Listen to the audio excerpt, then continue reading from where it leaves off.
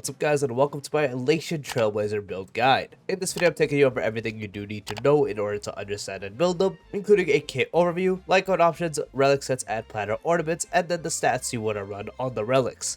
Their basic attack deals lightning damage based off their attack to a designated enemy. Their skill does lightning damage based off their attack to all enemies and gains 20 points of certified banger. Their ultimate will grant 5 punchline and increase the crit damage of a designated ally by 50% for 3 turns, and also dispel their crowd control debuffs. If the person you buff has an elation skill, they will get 10 points of certified banger and immediately launch their elation skill, taking into a fixed amount of 20 punchline. If they don't have an elation skill, instead their action will be advanced by 50%. The talent, after using an attack, regenerates a fixed amount of 10 energy and gains 3 punchline points. When the Trailblazer holds certified banger, this skill additionally deals 30% lightning elation damage to all enemies, and it is calculated using the highest certified banger value among all allies. The technique will randomly grant an effect. Small chance to increase elation by 30%, high chance to increase elation by 20%. When the next battle begins, increases all allies' elation stat by the corresponding amounts for 3 turns. Their elation skill will deal 8 instances of damage, each dealing 20% lightning elation damage to one random enemy, and then deals 60% lightning elation damage, which is evenly split among all enemies.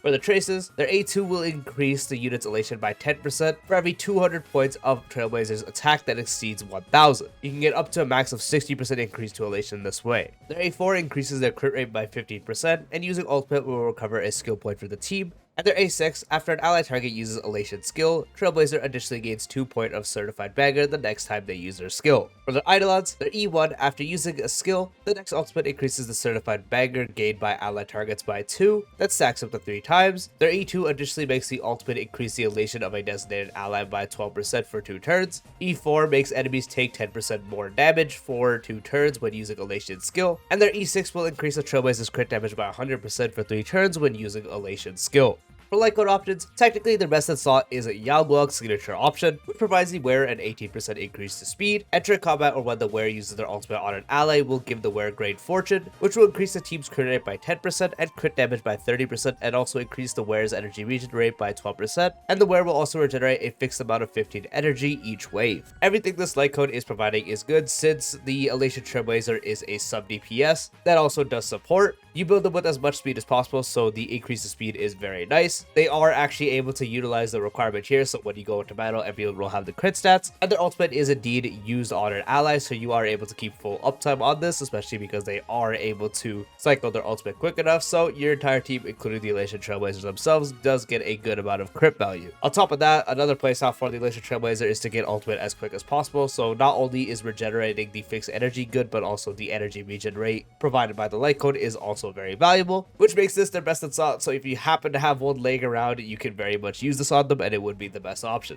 Other than that, the main one that everyone is going to use is the Herda Shop one, which will increase the wearer's attack by 20%. After the wearer uses skill or ultimate on an ally character, it increases the target's elation stat by 12% for 2 turns, and at S5 it's 40% attack and a 24% increase to elation. The attack increase isn't worthless on them because you do want to build up to 2200 attack to fully max out their trace, and this makes it easy, as 2200 by itself is honestly really easy to do, but this makes it even easier. And since they do use their ultimate on an allied target, you are able to increase that person's elation stat by 24%, and you only really pair these guys with one of the elation DPS, so it's actually going to be a very good increase. Very simple yet effective Lightcone to put on them. The upcoming anniversary Lightcone that you get from the anniversary event is also usable, increasing the wearer's crit damage by 12%, and after the wearer uses their ultimate, increases the elation of all allies by 8% for 1 turn, and at S5 it's 24% crit damage and also 12% elation. Also simple yet effective. It's not the greatest because the crit damage increase is kind of whatever. It's not like their crit damage buff is based off their own like a lot of supports in this game. Other than that, you are able to increase the team's elation, so that's alright. So if you don't have the other 2 options, this is what you can definitely fall back on. The last option you can use is the free-to-play Adventures Lightcone, which will increase the wearer's elation by 12%. When the wearer uses an elation skill, increases elation damage taken by all enemies by 6% for 2 turns, and at S5 it's 20% elation with 10% elation vulnerability. So they're just going to do more damage anytime they're dealing elation damage, and using their elation skill will make enemies take more damage from elation sources, as it is elation vulnerability. This would be the option if you don't have any of the other ones, and it's also really equal to like the anniversary one. They're not much better or worse than each other, so just pick whatever you have available.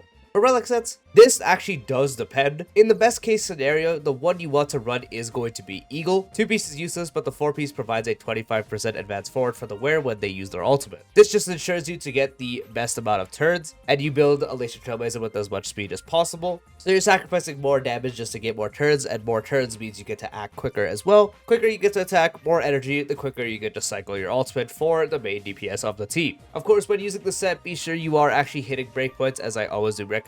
Don't just throw this on a character that doesn't really hit any breakpoints. Be sure you're at least acting before enemies, or at least gaining another turn within a cycle. And do note, when you are using the set, you would have really high speed thresholds, upwards from 170 to even 180, or even higher sometimes. Depends on the amounts of ults you do get, depends on your base speed, if you have any speed buffs on the team, so on and so forth. So ideally, this is going to be the best slot you would use. However, if you are running them on a team where no one is holding the divider set, so if you're running them on a team that doesn't have Yawgwong specifically, since Yawgwong always holds the set, then this is the one you would be running instead, with the 2-piece providing speed, and the 4-piece providing up to 80% crit rate based off how much speed the wearer does have, and also the fact that it increases the team's elation by 10% when they use their elation skill for the first time in the battle. Extra speed makes them easier to build, and then also some crit rate, so it helps them with a healthy crit ratio. So it's also technically somewhat better for DPS, and also just for the last part that it increases the team's elation. Since the effect does not stack, that's why if you had Yawgwong on the team, there would be no point to really run this. But in the case you are running this, you wouldn't have someone else on the set, so it actually does make the last part valuable. So if you don't have anyone else on the team holding this, then this would be the 4-piece you would run instead of Eagle. You can also use Relieved Ordeal with the 2-piece also providing speed, 4-piece providing crit damage for the person you are buffing when they use a skill or ultimate on an allied target for 2 turns that stacks up to 2 times. Unfortunately, you are not able to have both stacks just because the Trailblazer doesn't get ultimated that quickly, and the skill is an attack, it is just their ultimate that is going to be targeting, so you only get 1 stack, which is still 18% crit damage. So for the supportive role, it is actually good, and then the 2-piece helps you build them more. And then when combining 2 pieces, you can just do 2-piece speed and 2-piece speed just to get them as fast as possible. So 2-piece Relieved Ordeal with a 2-piece Diviner, 2-piece Warrior Goddess, or 2-piece Hackerspace.